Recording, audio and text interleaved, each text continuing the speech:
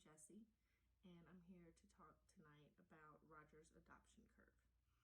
It is evident that there is a definite curve when it comes to technology and its users. Rogers' adoption curve gives us a look at the different types of users that we have when it comes to technology. There are 5 categories that I have assigned to each person in my life: innovators, early adopters, early majority, late majority, and laggards.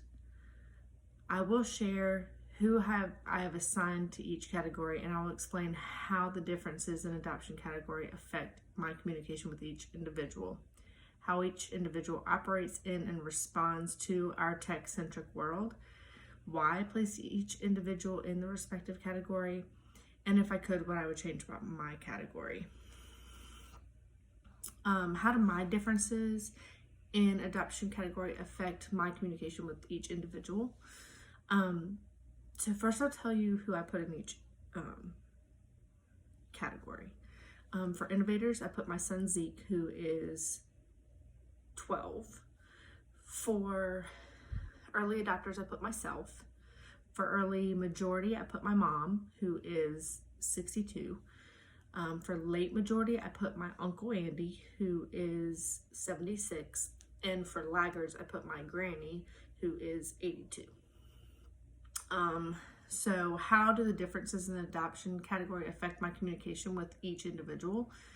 With Zeke, I'm able to communicate immediately without any lag time. He responds quickly on every platform that we have available to us, whether it's text messaging, Facebook messaging, FaceTime calls. As long as he has Wi-Fi, he connects immediately.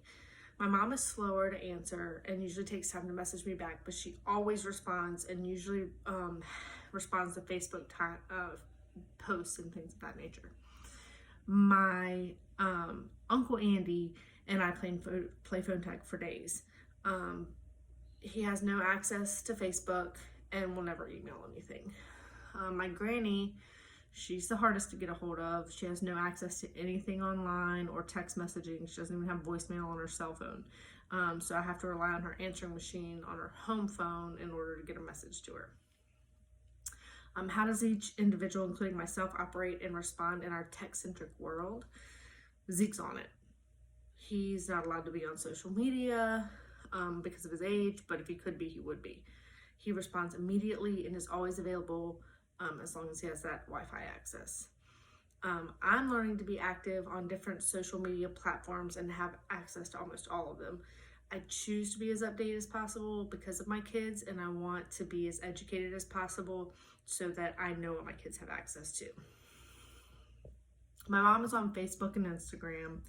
She's definitely not as tech savvy as me and the kids, but she is interested and not afraid to try things. She responds correctly to posts. She uses good grammar. She's educated enough and does well enough to respond to posts and things correctly. And she's pretty quick in her text message responses, depending on if she has her grandkids or not. My Uncle Andy is not on any social platform. He has a flip phone. He refuses to get a smartphone, but he has access to text messaging. He texts me every morning and has for the past 5 years since he had a heart attack. And he has literally not missed a day to text me and tell me in the morning that he loves me and to have a good day. He can't always answer his cell phone because he lives on a farm and he's with animals, and so he's busy, and his lifestyle, he chooses not to answer all the time or chooses to put other things first. My granny has no access to social media, no access to internet, no access to text messaging, no access to voicemail on her cell phone. The only way to contact her is on her home phone, her cell phone if she cuts it on, which she doesn't do unless she's leaving the house, or to just show up at her house. Why did I place each individual, including myself, in each respective category? So I put Zeke in innovators. He's part of the generation that will make things happen and improve processes and make new technologies possible for future generations. Early adopters, I put myself. I remember times before cell phones, back when we had landlines, had pagers, used to send cute little messages to each other. I remember when AOL Instant Messenger first came out, and that was a huge deal. And I'm really part of the first generation of all this new technology. So I was young enough to be curious enough to get into it, but I was still older and had to get used to it. It wasn't part of my nature like it is for my kids. My mom, for early majority, I feel like she's tried her best to learn all the new technology, and while she isn't hesitant or afraid to use it, she's not as educated on all the things that there are out there.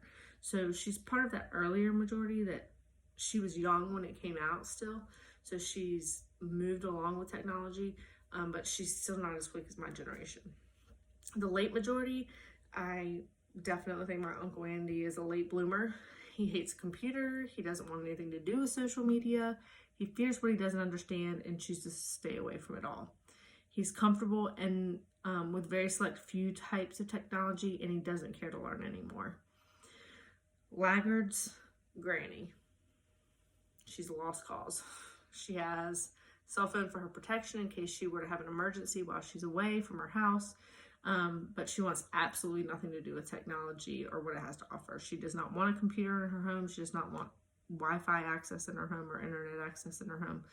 She doesn't even have cable. She has antenna. So she just wants nothing to do with it because she fears it, I feel like. I feel like she's at an age where she's so insecure and so scared of being duped or scammed by somebody that she just doesn't want anything to do with it. If I could change what category I'm in, what would I change it to? I wish I could be an innovator. I want to be ahead of the curve and share new ideas and use of technology. And honestly, technology scares me a little bit. 3D printers completely terrify me. Probably because I never imagined anything like that was possible. I think we don't know what we don't know, or what we can't see is a little bit scary. And I wish that I wasn't afraid of the different possibilities in this world. I wish that I could invent something that would change the world, the way people see things. And this is why I wish I could be an innovator. To conclude, I found this project to be very interesting. There are 5 categories that I've assigned each person in my life: innovators, Zeke; early adopters, myself; early majority, my mom; late majority, my Uncle Andy; and the laggards, my granny. I have shared who I've assigned each category, and I have explained how the differences in adoption category affect my communication with each individual. I've shared how each individual operates in and responds to our tech-centric world. I've explained why I've placed each individual in their respective category, and I've told you what category I wish I could be in. I've learned a lot about people in my life and where they are as far as technology goes, and I'm really glad to have done this project. Thank you.